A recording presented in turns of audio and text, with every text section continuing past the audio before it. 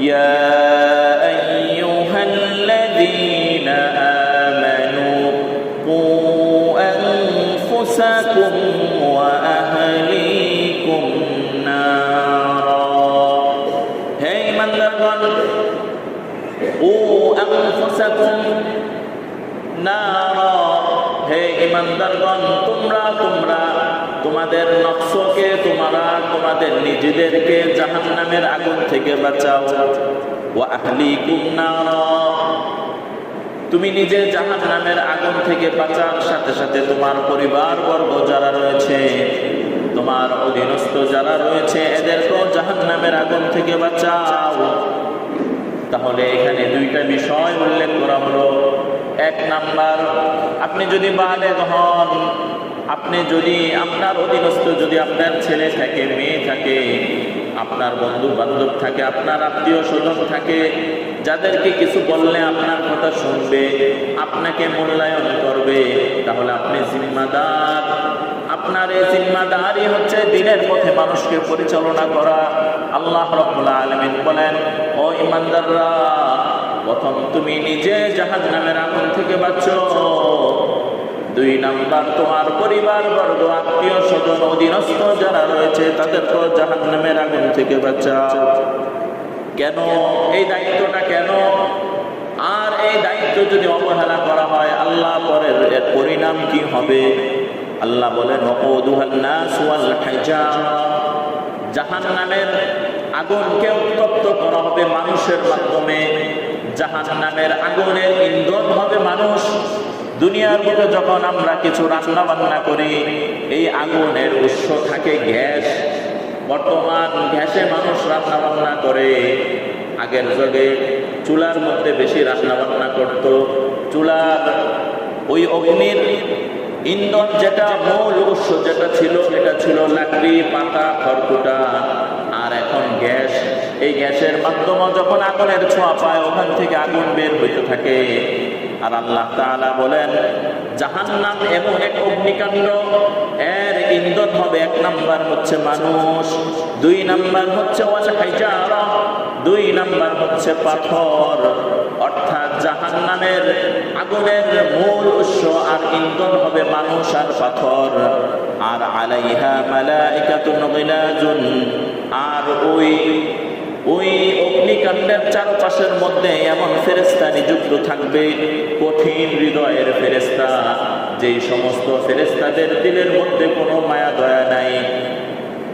গিলাজুন শিদাদুন লা ইয়াসুনাল্লাহা মা আমারাহুম, তারা এমন ফেরেশতা থাকবে, আল্লাহ তাআলার প্রতিটা আদেশ তারা অক্ষরে অক্ষরে পালন করবে, আল্লাহর বিরুদ্ধে আচরণ করবে না। ওয়ায়াফআলুনা মা ইউমারুন, আর তাদেরকে যে আদেশই করা হবে তা ওই সাথে সাথেই তারা মেনে নেবে। তাহলে এখানে অভিভাবক যারা রয়েছে, এদের সম্পর্কে আল্লাহ বললেন, প্রথমে নিজে জাহান্নামের আগুন থেকে বাঁচো। দুই নাম্বার, পরিবারবর্গ, আহলে আয়ালকে জাহান্নামের আগুন থেকে বাঁচাও। বুখারী শরীফের হাদিস, আল্লাহ রাসূল বলেন, কুল্লুকুম রাঈন ওয়া কুল্লুকুম মাসউলুন আন রাইয়াতিহি, প্রত্যেকটা মানুষ জিম্মাদার, প্রত্যেকটা মানুষের উপর দায়িত্ব রয়েছে। আর ওয়া কুল্লুকুম মাসউলুন আন রাইয়াতিহি, আর এই প্রতিটা জিম্মাদার ব্যক্তিকে তার দায়িত্ব সম্পর্কে জিজ্ঞেস করা হবে। এখন এই দায়িত্বটা কি? দায়িত্ব হচ্ছে ইসলামের সমস্ত বিধানের ক্ষেত্রে সে দায়িত্বশীল। আমরা সাধারণত যখন আলোচনা করি, হুজুররা যখন আলোচনা করে, একটা ধারণা করে রেখে দেই, হুজুর শুধু নামাজের ওয়াজ করবে। ইসলামের মধ্যে শুধু কি নামাজই আছে না আরো কিছু আছে? অর্থাৎ মানুষের একটা ছেলে একটা মেয়ে বালেগ হওয়ার পর থেকে নিয়ে মরণের আগ পর্যন্ত ইসলামের হাজারো বিধান তার উপর অর্পিত। এই বিধানগুলো স্মরণ করিয়ে দেওয়ার জিম্মাদারি হচ্ছে অভিভাবকের। জিম্মাদারি কার? অভিভাবকের। অভিভাবক ঘর থেকে সতর্ক করবে, আর ওই গাইডলাইন যদি ফ্যামিলির ওই সন্তানগুলো মানতে পারে, তাহলে এই সন্তানগুলো সমাজের মধ্যে সুসন্তান হিসেবে স্বীকৃত পাবে। আর ফ্যামিলি থেকে, ঘর থেকে থেকে যখন গাইডলাইন ঠিকঠাক ভাবে হবে না, তখন এই সন্তান, এই ছেলে আর মেয়ে সমাজের জন্য, রাষ্ট্রের জন্য, পরিশেষে দ্বীন আর ইসলামের জন্য সে কোনো কল্যাণকর হবে না, অকল্যাণ আর অকল্যাণ দ্বারা ভরপুর থাকবে।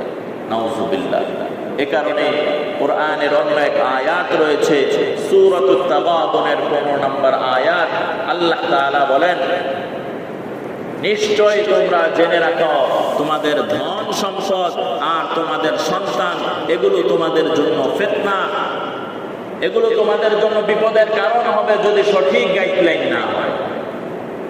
এ কারণে আল্লাহ রাব্বুল আলামিনের কাছে বিশেষভাবে দোয়া করা যে হে আল্লাহ, আমার অধীনস্থ যারা রয়েছে আল্লাহ আপনি সকলকে নেককার আর পরহেজগার বানায়া দেন।